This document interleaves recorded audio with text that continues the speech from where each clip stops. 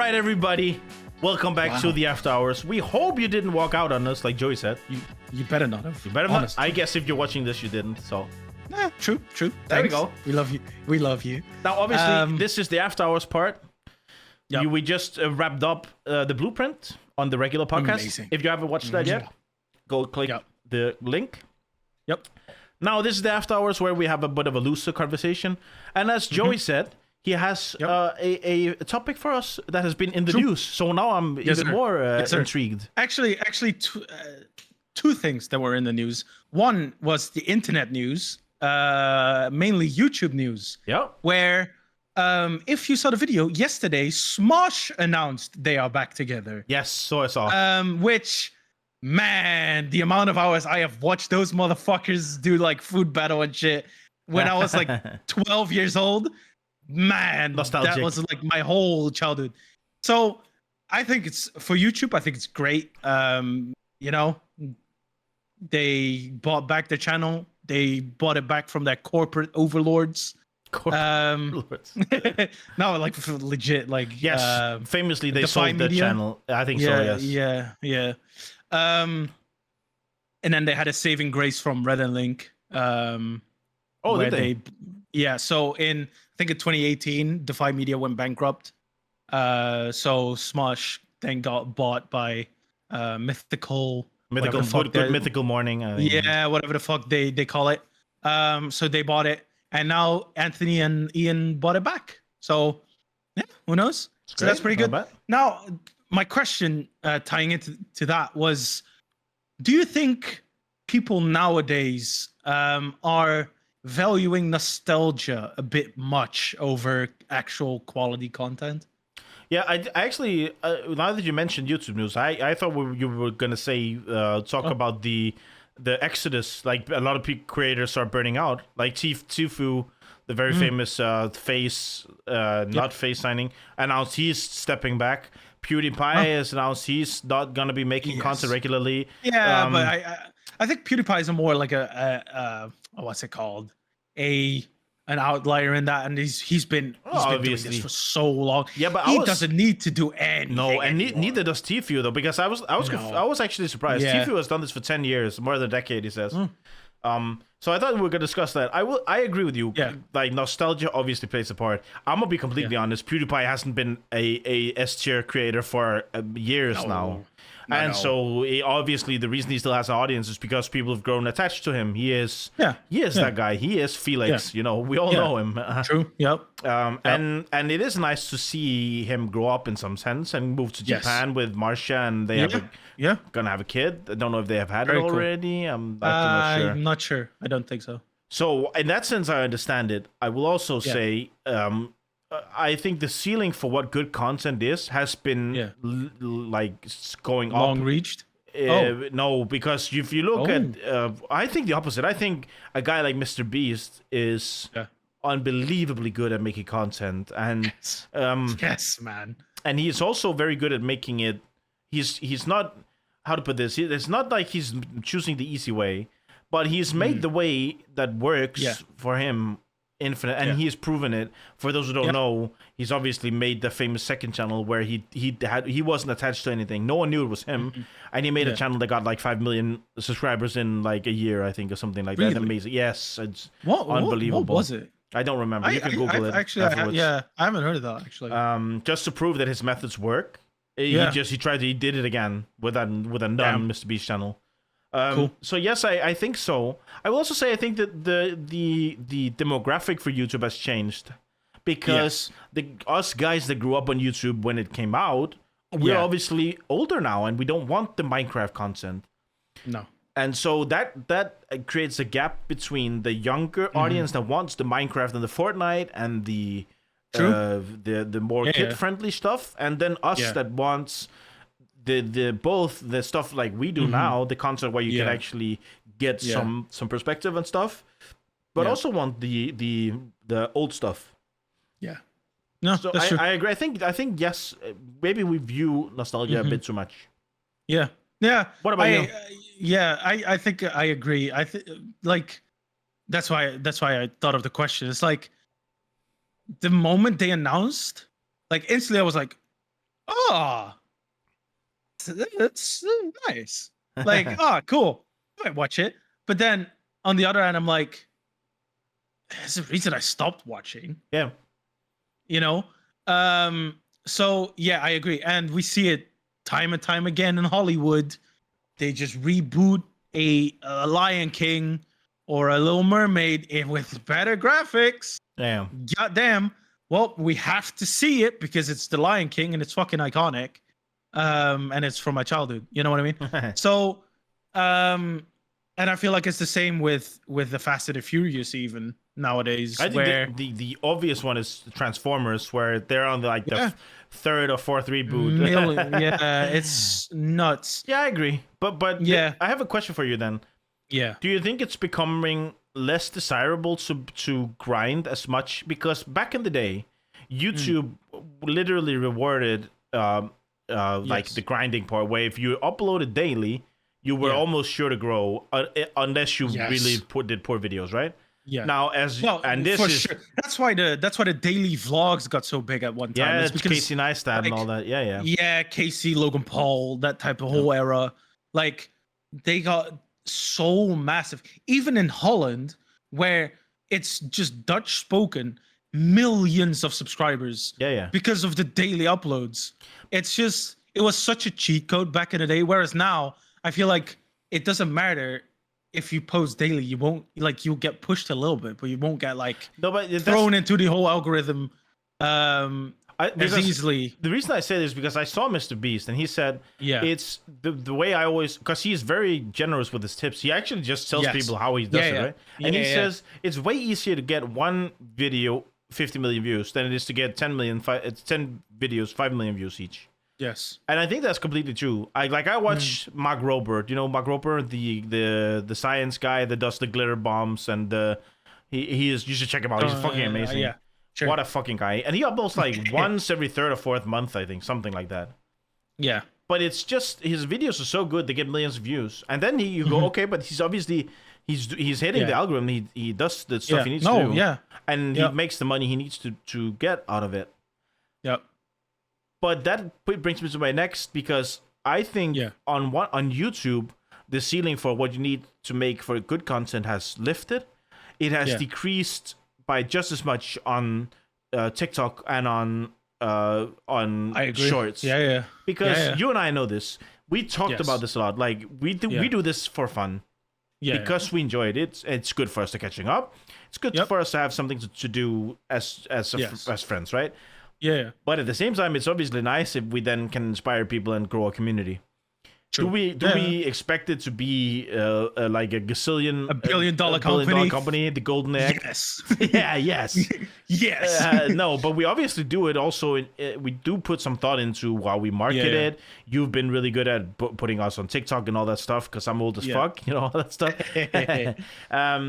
But so it is nice to see growth, but it's also it highlights that it's the videos that we are not actually in face wise and voice wise. Yeah, they do just as well. Don't do nearly as well as just a mindless just what because I think we've mentioned this, but the first day of our 30-day goated song challenge on TikTok got 1.3 million views.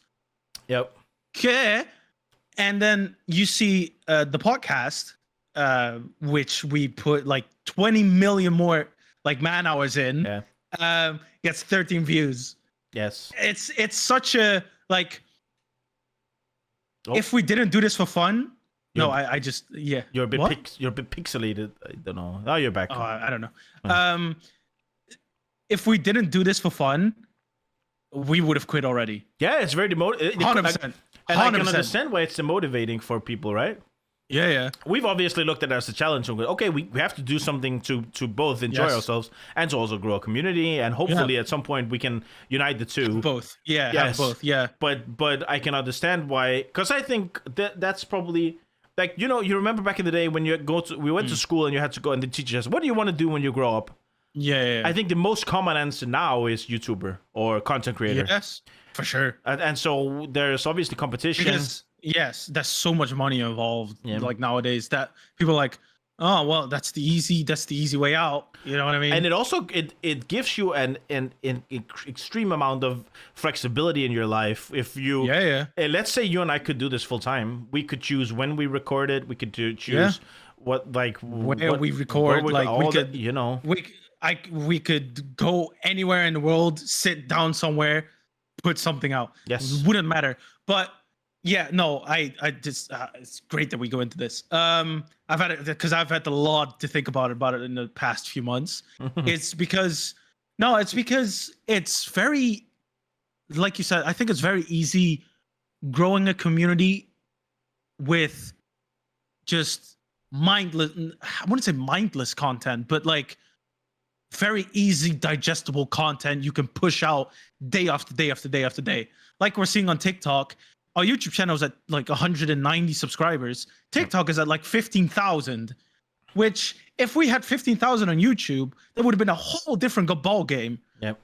Like that's and that's the funny thing is once that community, and that's also why we are doing the easier content, is that's how you rake the people in. Then they get to check out what you actually do, and you know that's how you get to know the people. And it's and because I've been on TikTok these entire like 2 months, I do see that at the beginning, no one comments, nothing. Just it's a whole lot of nothing. It's very easy if after those 1.5 months where like we didn't see any change, because we didn't see any change. It was just steady at 200 views and that's it. And then all of a sudden, one video, one short changes everything. Oh, a door? It just changes everything. And I feel like that's the thing that kind of I don't want to say motivates me the most. It's more, it shows me that the effort is rewarded. Yeah, I think it's a very interesting, because on one hand, we want to be known for the content that we're creating right now. That's the fun part. That's what we, you know. Yes. But at the other hand, it's also very. I can understand why it's a lot of fun trying to crack the algorithm and go, okay, if I do what Mr. Beast does and pretty much just go, okay, I know exactly how this will work. I put out this and then it gets 5 million views. Yep. But I also think that's where I feel like the shift is gonna be is. I don't think there's a lot of overlap actually between the people that watch stuff on TikTok and on YouTube. Yeah. And so it has to be, you have to do both. You literally have to do both to get the very few people that do overlap to actually know your content. No, for sure. Yeah, for sure. And that's why even I feel like even our lower effort, I wouldn't say effort, but lower time and energy spent on the let's say the 30 days, yes, that is that type of content in some way, but at the same time it brings in the music community in that kind of sense. You get the interaction with the people being like, oh, you should do this song, you should do this song, oh, you should listen to this album. There's also some dickheads to be like, nah, this one's better than this one. It's not what it's about. Right. But and I think that's why I think we found a very good middle ground and a very good niche in that sense. Yeah, I think I think in general it's like this. You have to reconcile the fact that the content is king. Content is king. Yes. And I'm in no way sliding the people that do well on TikTok. I love, even though I've never installed TikTok, I don't have a TikTok account personally. I love Kabi or Kabilame or whatever he's called. The guy, he's funny. Fucking amazing, and his content is wonderful. It's and you could call that low effort, but I don't think it is, because he has to go and find the stuff. Yes. He has to figure out what's a funny spin on it. You know, market it, and yes, it's trademark pose and all that. Like, That's not low effort. No, but it's a thing. Yeah. if he could do the same on YouTube and he could have hit it there, his net worth would be 20 million times higher. Yeah. Yes, because there's astronomically higher. There's almost no way you make money on TikTok, right? Not anymore. No. And also the other. I think they even shut down the partner program. Could be. I don't know. Yeah, but I think the other part is that it's okay to acknowledge that you can cater to two different audiences with two different styles of content. Yeah. And we can do both. And we started out making shorts just from funny clips from this podcast. Yeah. That's probably something we should continue to do just because we put ourselves out there. Yeah, just sprinkle them in. But it's just funny. It's funny stuff to do, right? But there's also just no shame in admitting, okay, we have to do the other part because that's another audience that we have to tap into. And like you say, it brings another part of the music like community together. So for sure. I like both parts. It's there's nothing wrong with any of it. I do too. But. Yeah. I do enjoy, like I said, it's sometimes, like we said in the first episode, the TikTok hours get too high, where you just keep scrolling and scrolling. It is funny content, and it is, as like we mentioned many times, content that is so like easy to digest and so low. Like it requires nothing on you. Time span. No, exactly. That it's just whoop, and it's just next. Okay. Ooh, question. Do you so where do you think it's progressing to, the YouTube scene? Do you think it's gonna be there's gonna be more quality necessary to make it on YouTube, or do you think it's gonna be more? It's gonna head more on the mindless, more commercial, like, you know what I mean? I think like I think YouTube will always win because the YouTube partner program is what makes making great content an actual possibility. Because I'm gonna be honest with you, YouTube is way greater than just with podcasts or whatever. There's educational content. There is. Kids can learn all sorts of different stuff there. There's obviously entertainment of different sorts. Like it's I think YouTube will always have an advantage in that sense.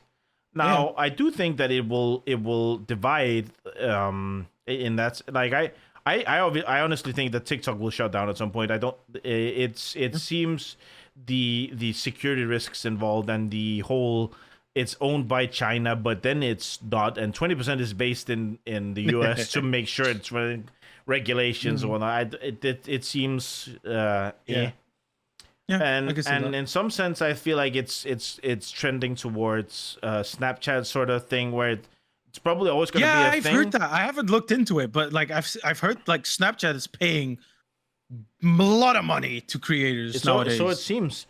I feel like that's the only way that TikTok stays relevant in the long term, because like we've seen it now. Like, that's another thing we could talk about. Is the kick? Obviously, Twitch streaming is 100 million to XQC. Jesus. Yes, and so I feel like that TikTok has to do a similar sort of thing if they want creators to stay there. They have to throw some money at it. I think so. I think that's inevitable. And obviously the way the amount of money they probably make from it is. Because I don't know, but I don't know the exact the user count, but it has to be over 1 billion. Easily. Yeah. I think. Yeah. What about you? Do you think we'll end up in a point where it's all? I don't know. Commercial? I think. Okay. So, what I feel like happens is what happened when we grew up. We grew up in the era where Let's Plays and those were funny, great. PewDiePie's Let's Plays were fucking legendary, though. The funny moments type of era, and the skits, like definitely the skits. That's like Smosh, for example. That's what we grew up in. That filtered out and got overtaken by the vlog era, which is a lot different content. Yeah. But and then now the vlog content went to podcasting / reactions. Fucking hell, reactions. Yeah. And like obviously the Mr. Beast, because of Mr. Beast. Like, if Mr. Beast wasn't around, no one would be doing what Mr. Beast is doing. No, I could say that much. So I hope people will start appreciating effort a bit more in the long run, which I feel like people do in general. But like we said, the way nowadays generation values a shorter, quick snappity snap, like much everything. But don't you think that will change? Because I feel like our generation, that's what I felt wants like. both, right? Yes, yeah. Because obviously the age gap is now diminishing in the sense that back when YouTube started, it was purely younger people, or maybe up until 30. But there's plenty of people on YouTube now that are in their 50s, 60s that make content on there and is hugely successful, as they should be. They make great content. That obviously caters to an audience that is in the 50s, 60s, and that will only like grow. So like the span between when you start watching and when you stop watching is almost non-existent now. There's whatever age you're in, there's something for you. But I think that one thing that will obviously be harder is the discoverability. It's so difficult. Yeah, it just, and I don't see a way around that. Yeah, it's gonna depend. I mean, we all know back in the day, the 10-minute. If your video was around 10 minutes, that's the key time. Yeah. Then it gets pushed into the algorithm. Nowadays, I have no fucking clue. Oh, you see 50-minute videos that's like where you go, okay. That got pushed. And then you have 5 minutes videos where there's like 10.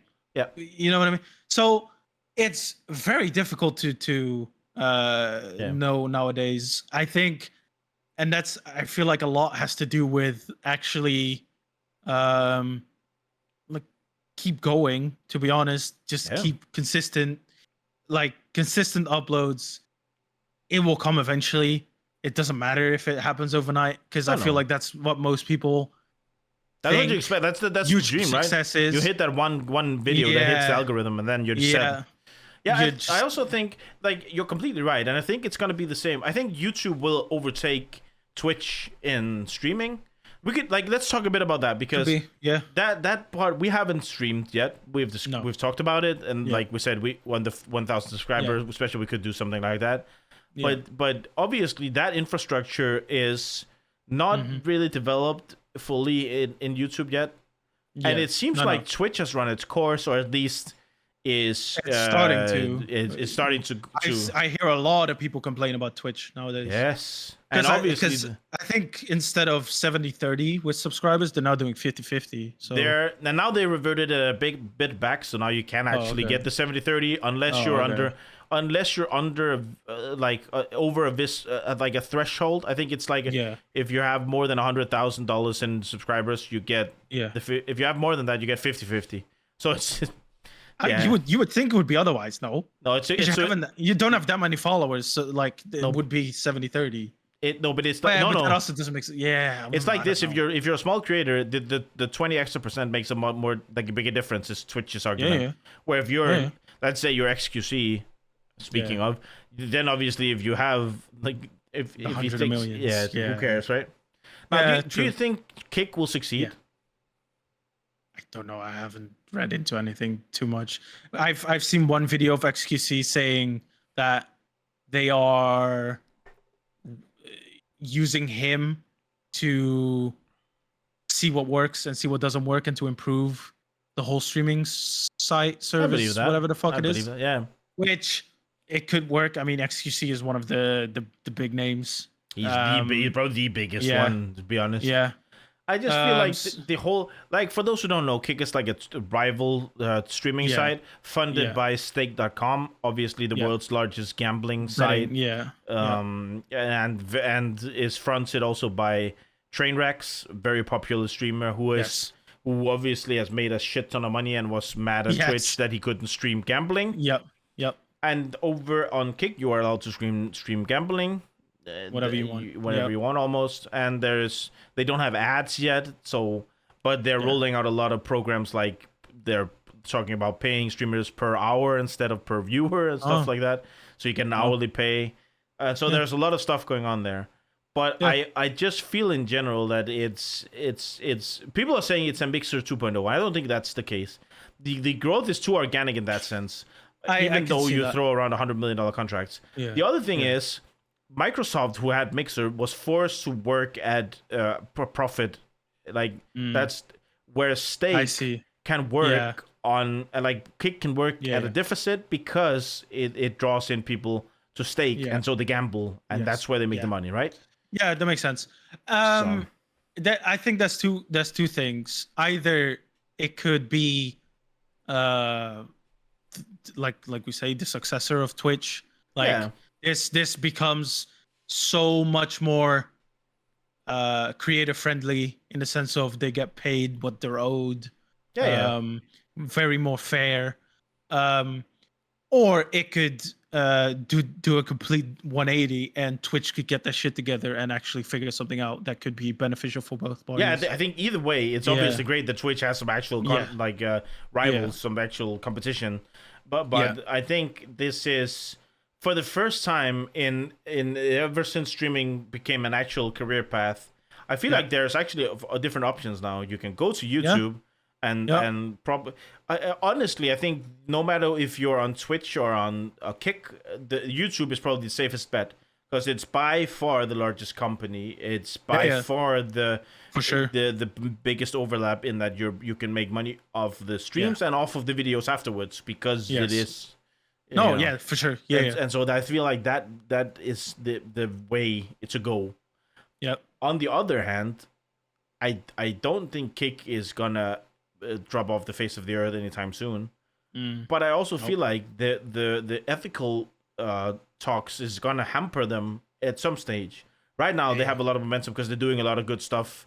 Obviously the other thing they're doing is they have a 95 or a 90, I think it's a 90-10 or a 95-5 split on subs, and so that's obviously, if you have 1,000 subs, that's a hell of a lot more money. A lot of money. Yeah, for sure. So I don't know. I just feel like it's a very interesting time for content creation, where YouTube is developing a lot. Shorts is obviously a thing. TikTok is a thing. Live streaming is developing. You have Mixer going under. Now you have Kick. Now you have Rumble is another service. YouTube is obviously signing big streamers. So in that sense, it's a very interesting time to be alive. I feel. It's gonna be interesting to see how it goes. So put down below, what do you think of Kick, and also what do you think of nostalgia? Is Smosh a thing for real? Should we take it seriously now, or is it more for the novelty factor of it being Smosh? Yep, exactly. Yes. All right. So everyone, thank you for watching. If you haven't pressed that red subscribe button yet, do it now, please. We love it. We love you. We put out daily content, like we said, on our Instagram, Twitter, and TikTok. So check it out. Yes, sir. And join those 14,000 followers and make it 100,000. Yeah, we dream big. But anyway, people, thank you for watching. Don't forget to check out our other content, like the shorter form content, like our segments, or the stuff we're going to be bringing out pretty soon. So look forward to that. And with that being said, we'll see you all next week. See ya, people. Or I don't know actually what are we doing next week? If it's Utopia might be coming out, is obviously the thing. Yes, sir. Otherwise, we will post it on our social media, what we will be reviewing. Yep. So yes, sir. That's it, everybody. Thanks for watching. See ya. Thanks for watching.